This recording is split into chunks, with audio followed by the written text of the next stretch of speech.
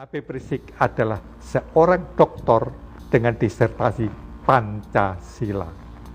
Tidak ada orang yang bisa menjelaskan Pancasila sebaik Habib. Dan saya disuruh masuk ke kamar pribadinya. Buku-buku Bung Karno itu penuh di kamar Habib. Jadi Habib adalah seorang Soekarnois.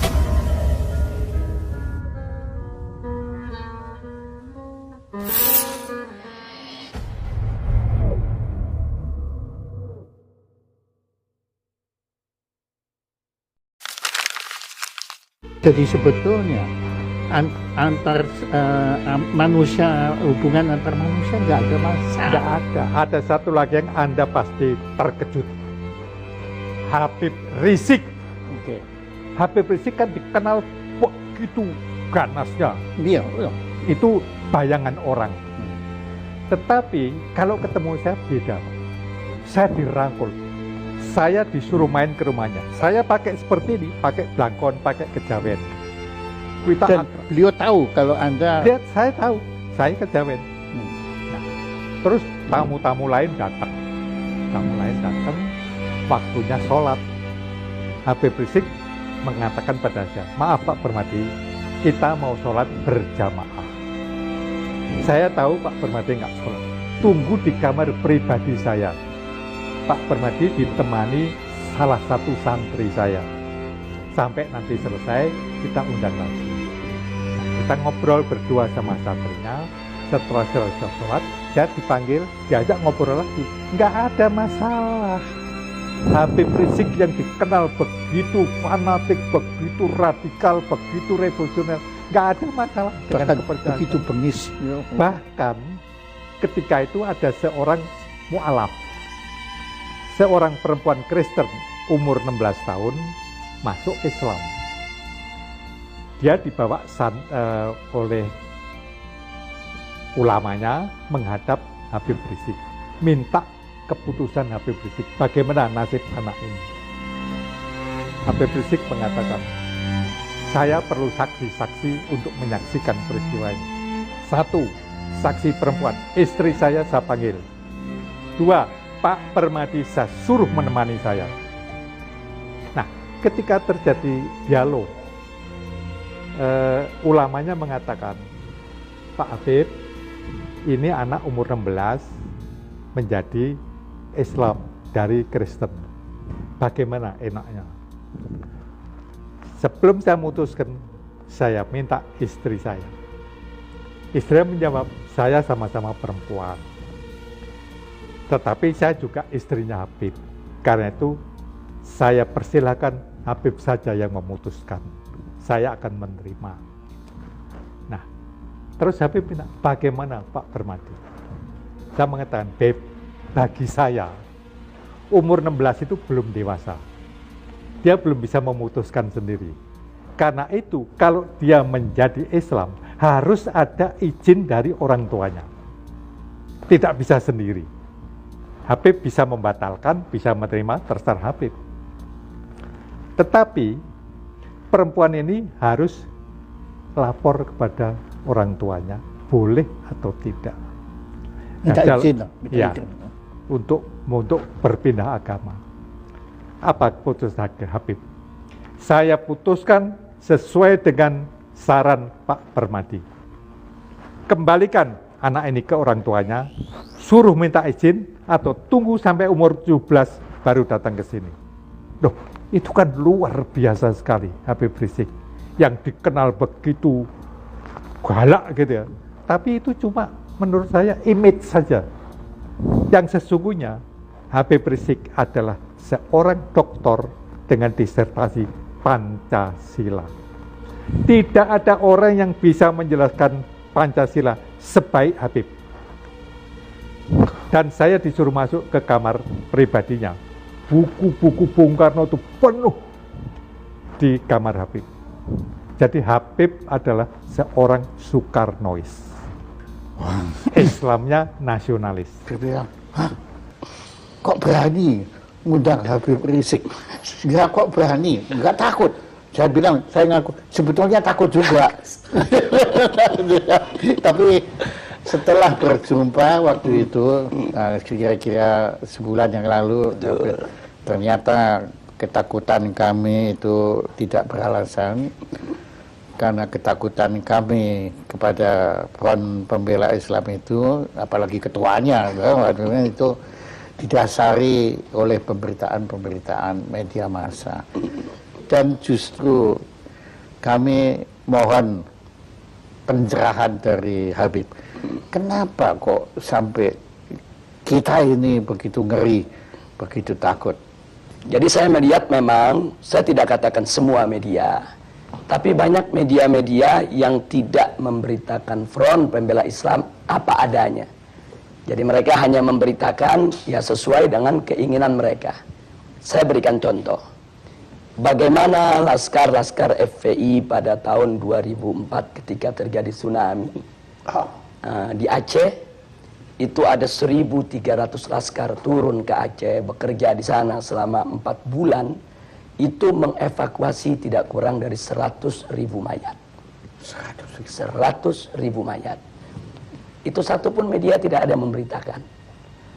Nah, kemudian begitu juga bagaimana kerjasama FPI umpamanya dengan Kementerian Sosial di dalam program bedah kampung. Jadi ada satu program bedah kampung yang dilakukan oleh Kementerian Sosial yang FPI diajak untuk bekerja sama. Dan kita buat MOU resmi.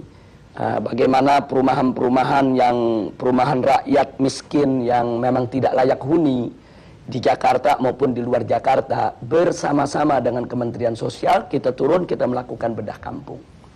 Nah, ini juga kan tidak pernah masuk pemberitaan. Iya, saya nggak pernah tahu.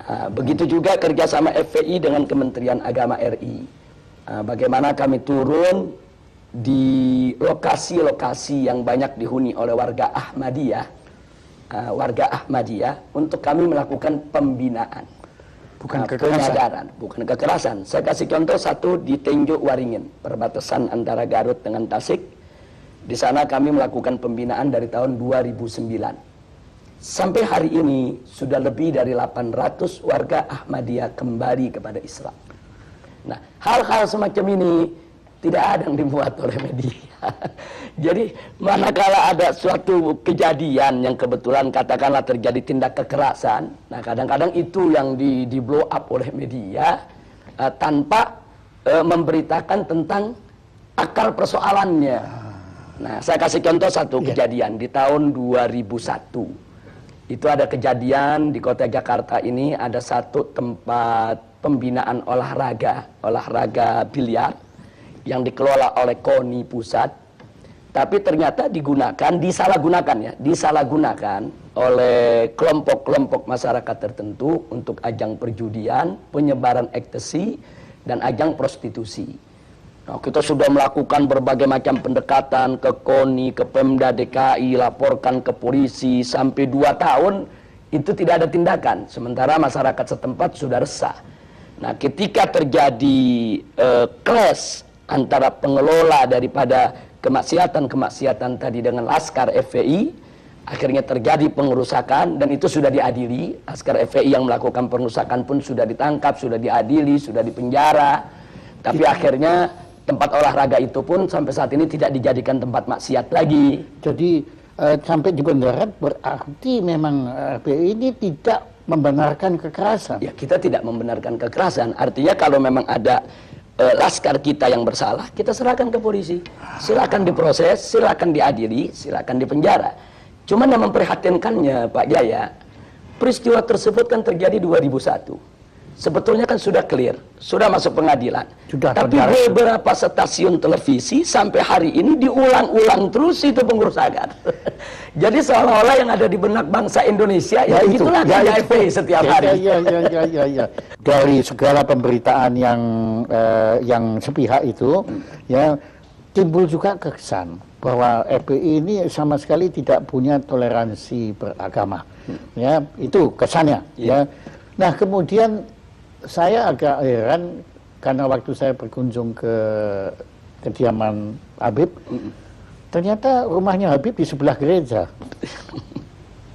Dan saya dengar pendetanya sendiri yang ngomong waktu itu bahwa gereja itu dilindungi oleh Habib.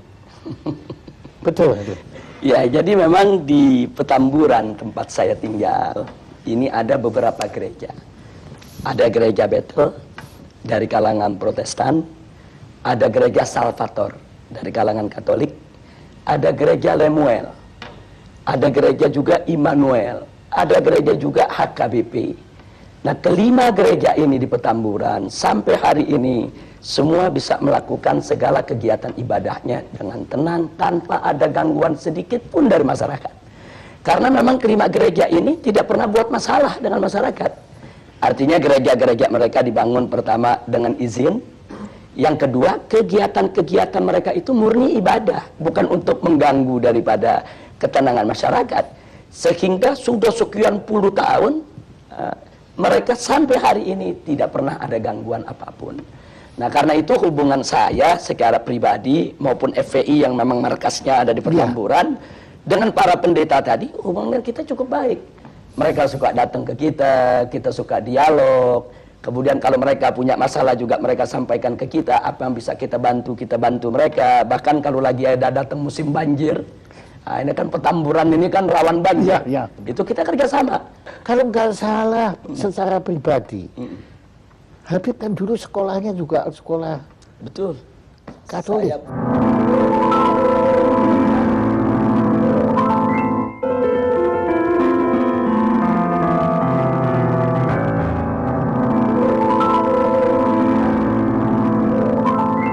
Saya di SD negeri di Petamburan, dan waktu saya SMP Kristen Bethel.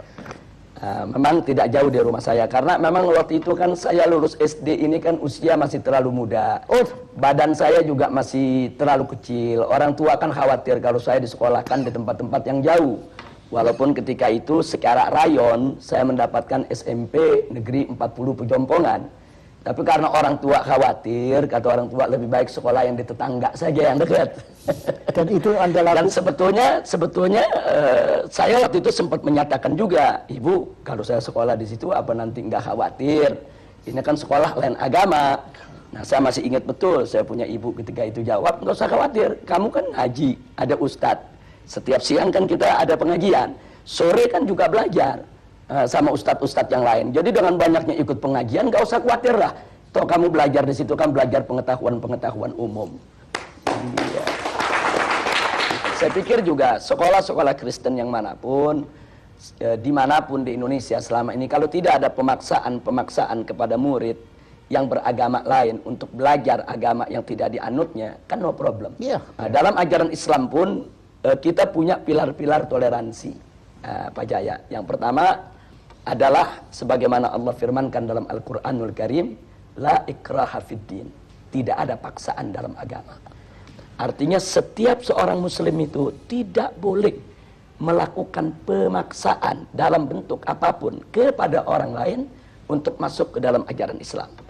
Nah, jadi ini ketentuan dakwah dalam Islam. Jadi nggak boleh ada orang dipaksa masuk Islam, dipaksa menjalankan syariat Islam. Itu nggak boleh. Nah, itu yang pertama. Jadi artinya la ikraha fiddin, tidak ada paksaan dalam agama. Ini merupakan pilar toleransi dalam ajaran Islam. Yang kedua, itu tidak boleh ada caci maki terhadap agama lain. Bahkan Allah ingatkan, nanti kalau kau hina mereka, nanti mereka akan menghina Allah. Nah, jadi kalau nggak mau dicubit, jangan nyubit, kan begitu.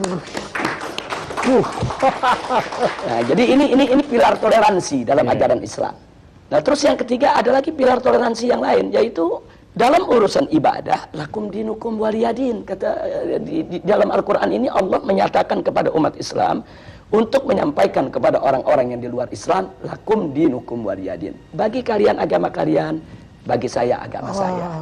Jadi agamamu, agamaku. Betul. Artinya karena itu Pak Jaya, dalam toleransi bagi umat Islam ini memang sudah harga mati. Jadi ya, ini kesan semua yang kita peroleh bukan seperti itu. Ya, ini kan penyesatan opini yang dilakukan oleh sejumlah media. Saya tidak katakan semua media, tapi ada media-media yang punya kepentingan. Yang salah kita sendiri kok kita tersesat itulah. Ya, itu dia. Karena ya apa yang kita dengar, ya agama yang paling tidak toleran itu adalah agama Islam. Itu yang kita dengar hari ini. kita dengar dari Habib, Iya. ya bahwa ternyata ada 3 atau Sebetulnya ada 10. Ada 10 pilar toleransi. toleransi ada 10. Paling tidak ada 3 ini yang utama yang sudah saya utarakan tadi. Dalam ajaran Islam ini, kita menerima dengan sepenuh hati konsep pluralitas. Tapi kami menolak konsep pluralisme. Ada beda antara pluralitas dengan pluralisme. Nah, kalau pluralitas itu adalah kebinekaan, keragaman. Karena itu Islam diajarkan dengan pilar-pilar toleransi yang kita sebutkan tadi. Pilar-pilar toleransi itu dalam rangka untuk kita bisa hidup dengan benar, dengan baik, dengan lurus dalam masyarakat yang plural tadi. Nah, ini kita sebut pluralitas. Nah, sedangkan pluralisme ini kan suatu isme, suatu paham yang meyakini bahwa semua agama sama, semua agama benar, semua agama pasti akan masuk surga, semua agama ini ajarannya tidak berbeda. Ini sebetulnya yang kami tolak. Nah, jadi begini, kenapa kami tolak? Bagi kami, biarkan setiap umat beragama meyakini agamanya yang paling benar. Itu hak dia. Dia bebas mengatakan agama saya yang paling benar, agama lain tidak benar. Tapi dia tidak boleh menghina agama lain. Seperti saya seorang muslim. Saya katakan, saya sebagai seorang muslim, saya beriman bahwa agama Islam adalah agama yang paling benar, selain Islam tidak benar. Itu keyakinan saya. Dan saya punya hak untuk itu. Tapi saya tidak punya hak untuk menghina, untuk mencaci maki, untuk mencerca agama di luar Islam. Nah, begitu juga Pak Jaya sebagai seorang Kristiani punya hak untuk mengatakan, saya sebagai seorang Kristiani, saya yakin Kristen yang paling benar. Selain Kristen tidak benar, itu hak Pak Jaya. Saya tidak boleh intervensi mengatakan Pak Jaya mesti ngaku Islam benar juga dong, nggak boleh. Sebagaimana saya juga nggak boleh diintervensi, Habib harus mengakui agama di luar Islam itu benar, nggak bisa. Ini soal keyakinan. Tapi Pak Jaya tidak boleh menghina Islam. Saya tidak boleh menghina Kristen. Kalau menghina aja tidak boleh, apalagi mengganggu, kekerasan, apalagi kekerasan, apalagi membunuh, apalagi nggak boleh. Tapi apabila FPI ini melakukan kekerasan, itu tidak dibenarkan. Tidak dibenarkan. Jadi di dalam organisasi FPI ini ada prosedur standar. Yang pertama, kita menunggu laporan masuk. Nah, artinya ada laporan dari masyarakat bahwa di wilayah mereka itu katakan ada tempat perjudian, ada tempat pelacuran, harus ada laporan dari masyarakat. Jadi tidak ujuk-ujuk FPI datang tanpa permintaan masyarakat. Ujuk-ujuk. Ini masih ada logat Betawinya ya. Iya, jabat ujuk-ujuk itu bahasa Inggrisnya apa itu, Pak? Jadi kita mesti ada laporan dulu dari masyarakat. Nah, kalau masyarakat melapor, berarti kan di sini ada ketidaknyamanan dari masyarakat terhadap kemaksiatan tadi. Nah, kalau laporan sudah masuk, kami lakukan langkah investigasi. Oh, pakai ide investigasi. Iya, artinya kami periksa dulu laporan masyarakat itu benar atau tidak.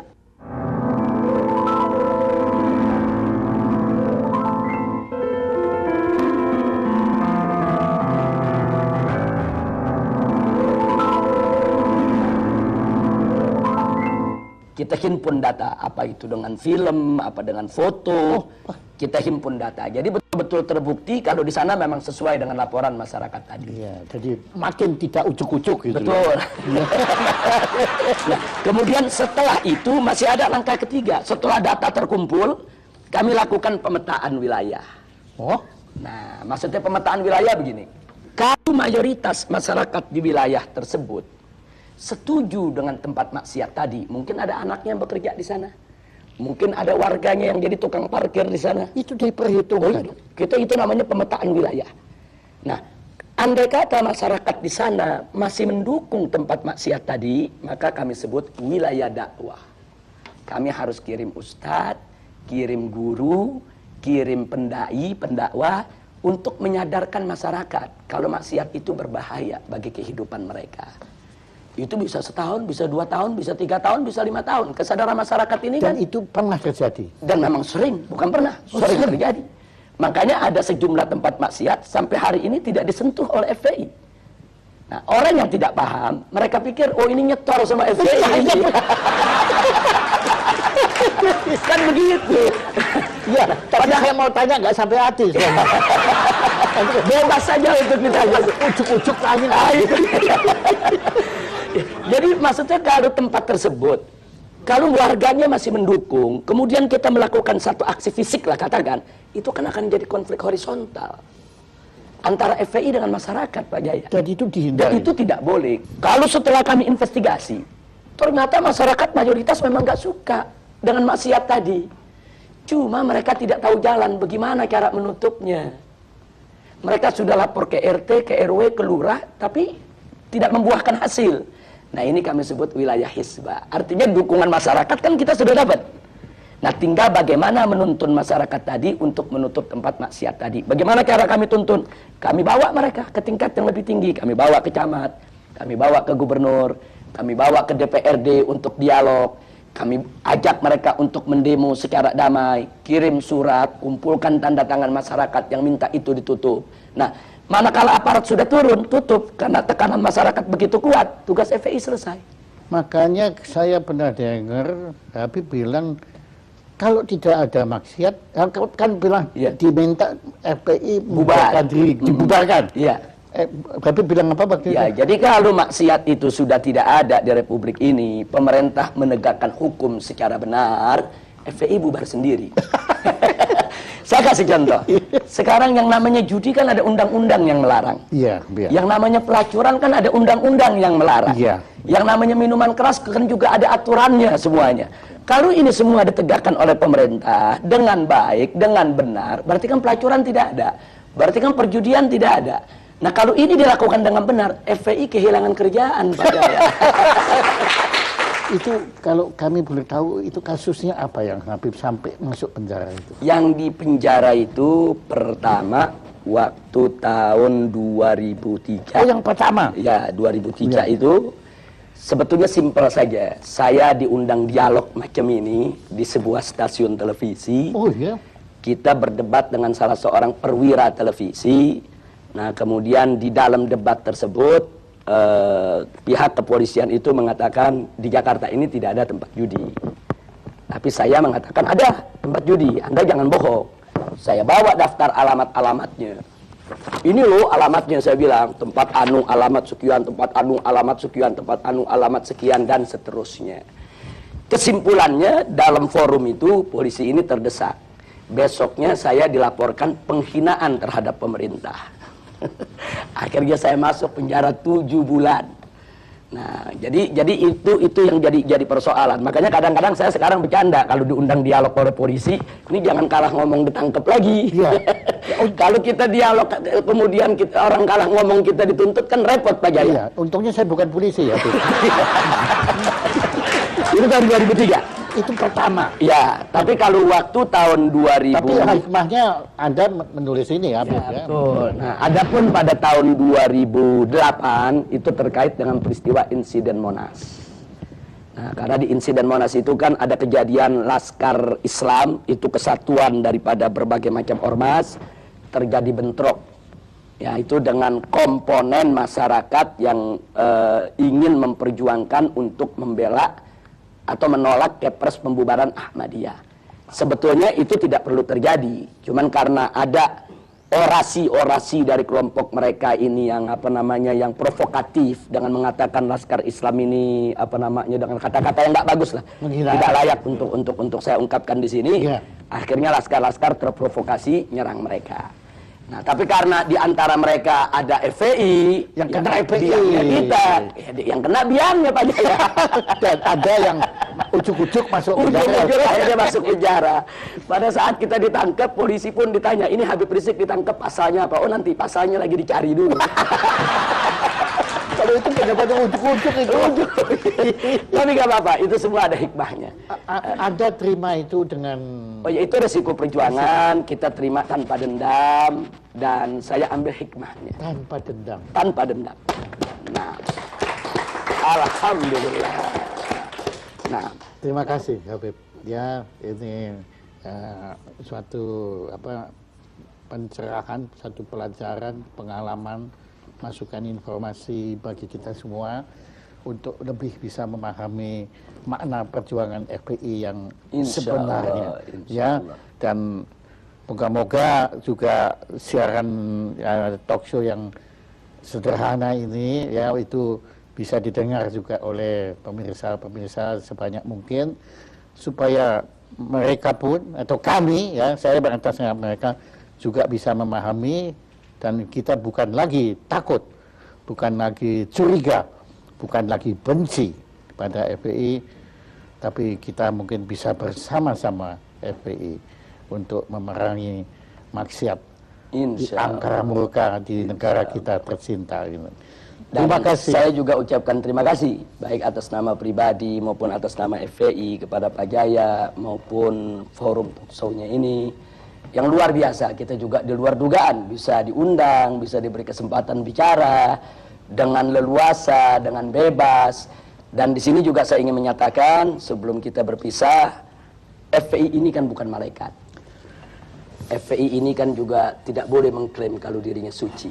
Wow. Di dalam FPI kan juga ada oknum-oknum yang tidak baik juga. Nah, karena itu saya juga minta bantuan masyarakat. Manakala masyarakat mendapatkan ada oknum-oknum FPI yang tidak bagus akhlaknya, tidak bagus moralnya, dan memang melakukan hal-hal yang tidak patut di wilayahnya, tolong laporkan kepada kami. Kami akan ambil tindakan tegas, bahkan kalau ada cabang-cabang FPI yang coba-coba melakukan suatu kegiatan melanggar daripada prosedur yang saya sebutkan tadi, kita tidak segan-segan, cabang itu kita bekukan dan kita bubarkan. Nah, jadi kita tidak mengklaim kalau FPI ini tidak punya salah, tidak. Saya pun sebagai pimpinannya mungkin terkadang juga bahkan sering juga melakukan kesalahan. Apa itu kesalahan dalam mengambil keputusan, kesalahan di dalam berucap, kesalahan dalam bertindak. Nah, karena itu mari kita saling menasehati, saling memperingati, saling memperbaiki satu sama lainnya. Sekali lagi terima kasih buat Pak Jaya dan semuanya. Terima kasih banyak.